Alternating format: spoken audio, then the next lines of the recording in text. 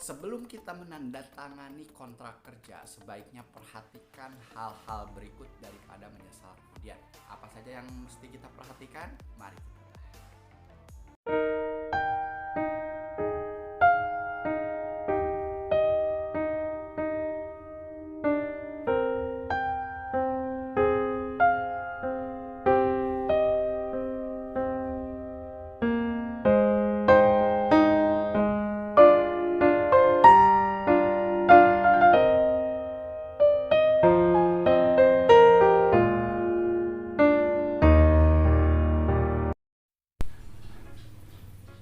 Oke teman-teman, jumpa kembali di 7 Tanya, masih di cerita pengangguran negeri sipil. Cerita-cerita dari seorang penganggur negeri yang lama tidak bekerja, tetapi ingin selalu ingin berbagi cerita, ingin berbagi mungkin ada hal-hal yang bisa membantu teman-teman sesama pengangguran.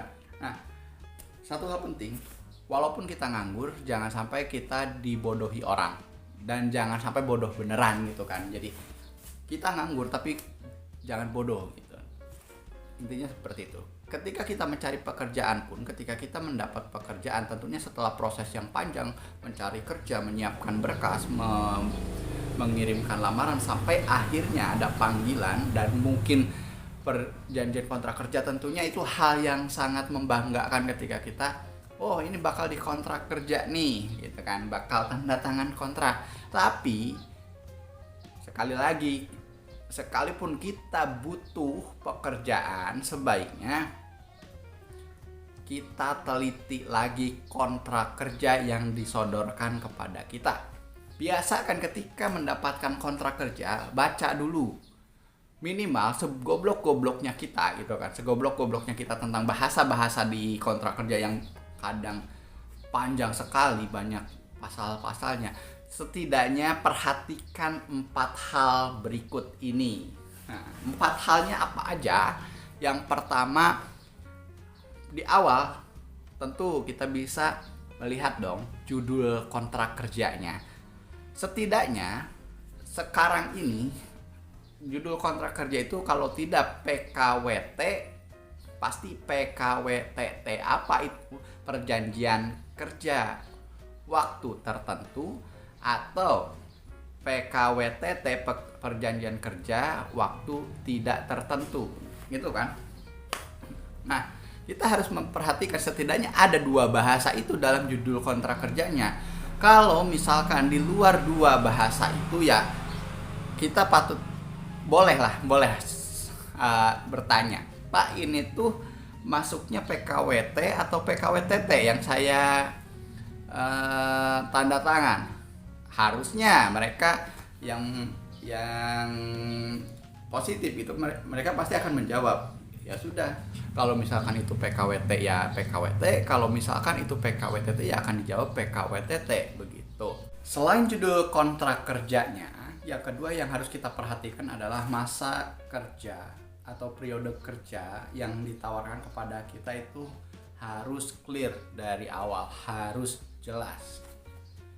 3 bulan, 6 bulan, 1 tahun, 2 tahun, atau seperti apa? Atau PKWTT, tidak tentu, berarti karyawan tetap langsung.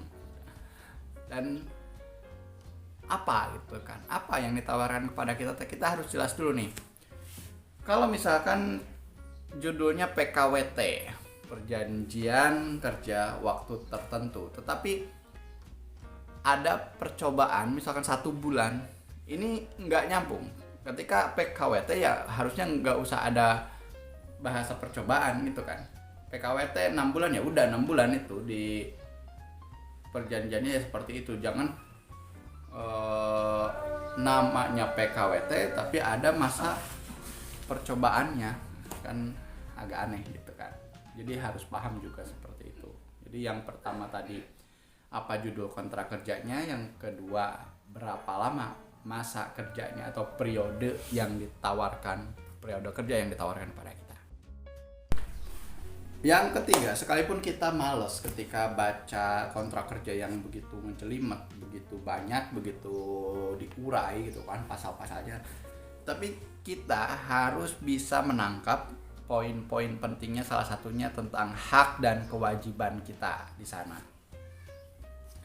Apakah hak dan kewajiban kita sudah tertulis dengan cukup jelas? Hak dan kewajiban, hak misalkan berapa gaji kita, apa tunjangan yang kita dapat, apakah ada tunjangan kesehatannya kah, atau ada tunjangan ketika kecelakaan kerjanya kah, atau seperti apa di perjanjian awalnya. Harus jelas, benar-benar harus clear dulu di awal. Berikutnya tentang kewajiban, apakah di sana sudah dijelaskan job desk kita apa, atau paling tidak secara gambaran umum kita tahu kewajiban kita seperti apa gitu kan. Nah, lebih baiknya lagi ketika kita juga mulai bertanya apa job desk kita gitu di awal, sebelum semuanya ya bikin kita menyesal gitu. Nah, terakhir setidaknya yang harus kamu perhatikan adalah sistem pemutusan hubungan kerja. Ini harus benar-benar clear, harus benar-benar tersurat dengan jelas bagaimana ketika anu maka anu, misalkan ketika A maka B gitu kan. Kita harus paham betul, karena takutnya begini, kita seringkali mendengar ketika harus keluar dan tidak betah di satu pekerjaan ternyata ada sejumlah penalti yang dibayar.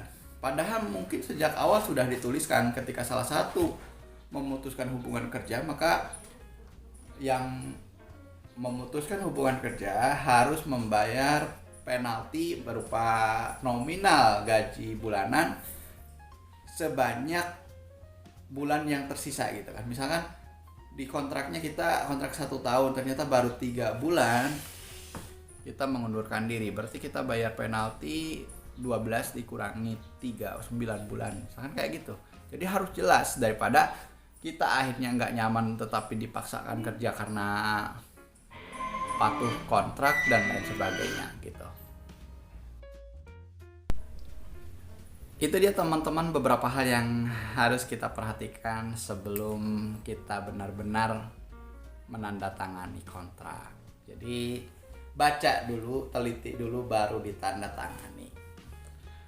Oke, itu saja untuk kesempatan kali ini.